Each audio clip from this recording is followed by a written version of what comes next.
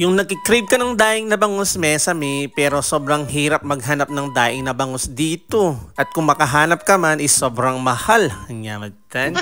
At para masatisfied naman, Mesame, yung cravings natin, heto na nga't nakabili ako ng bar nung nakaraang araw dun sa may ocean. At hindi ko nga akalain, Mesame, na ganito pala yung resulta. Sobrang sarap pala nila kapag nadaing. Yahoo! Kaya tignan nyo naman yung mga boys natin. Nakarami sila ng kanin. May bawila.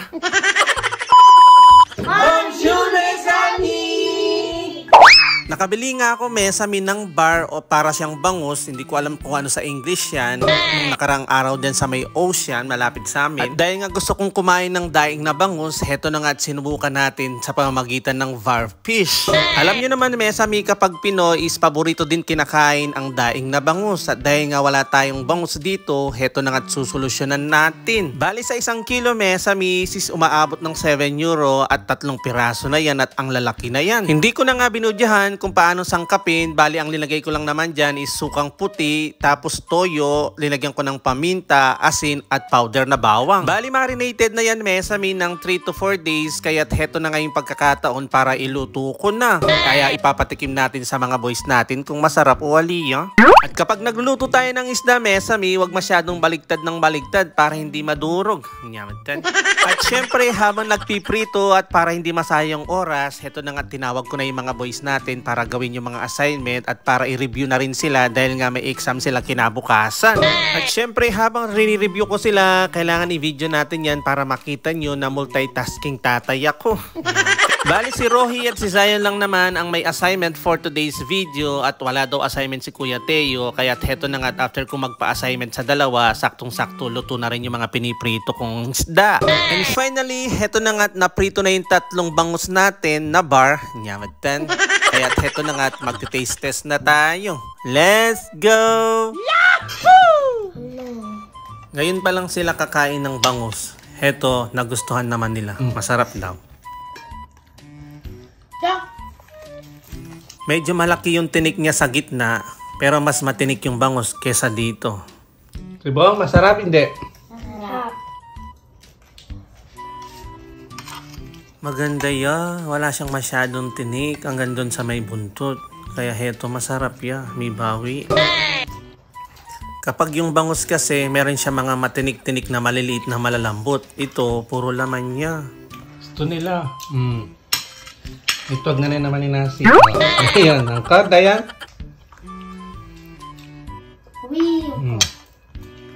Kanin? Kunin mo na yung kanin ni Papa.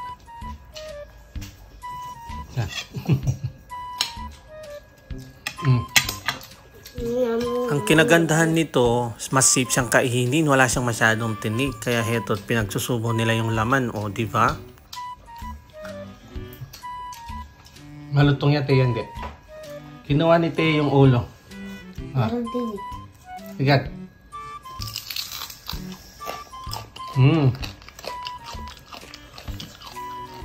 Pero gusto yung balat.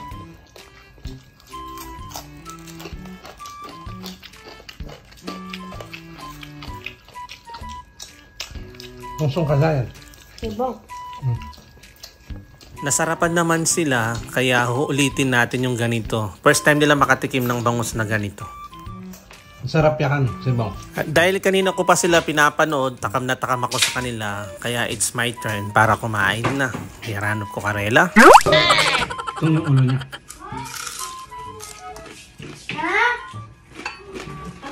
Kuwang-kuwa naman, Mesame, yung timpla ng bangus, kaya't heto na nga at sobrang sarap talaga niya, kaya't paniguradong uulitin natin to. Abangan nyo yung susunod na gagawin ko sa mga bangus na to.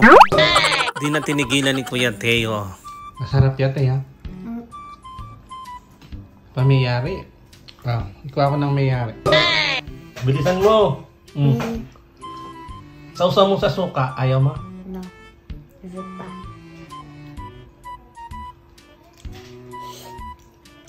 Italwiya. Buri-buri na. May karakalya.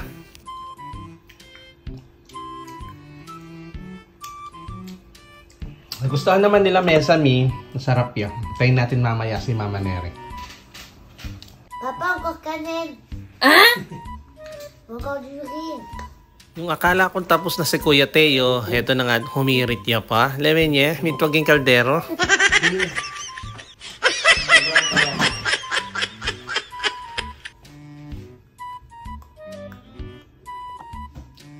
Ginama ne! Sobrang enjoy pa si Kuya Teo na kumakain, kaya heto na nga nadatnan sa ni Mama Neri. Heto na nga gutom na yung Disney princess natin. Lawin niya. Oh. Wala na. Mamagal-magal yan, iba yan dinulong. Lawin niya rugo. Naranap na rin naman. Disney princess na talik mga. Alaya mo ako ng rice, kabalak. Ayun. Pinyamol ne, kalakalale. Bangus siya, bangus marinig. Sibong yan, mamalya. Huwag pati sili na kain. Paano yan? Nababad niya kasi eh.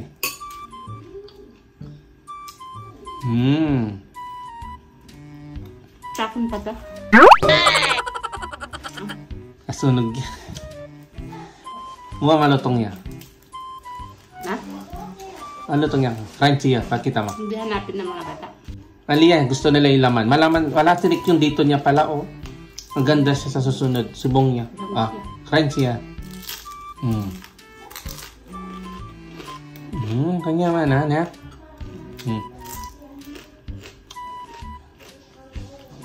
Thank you for watching! Again to! Ciao!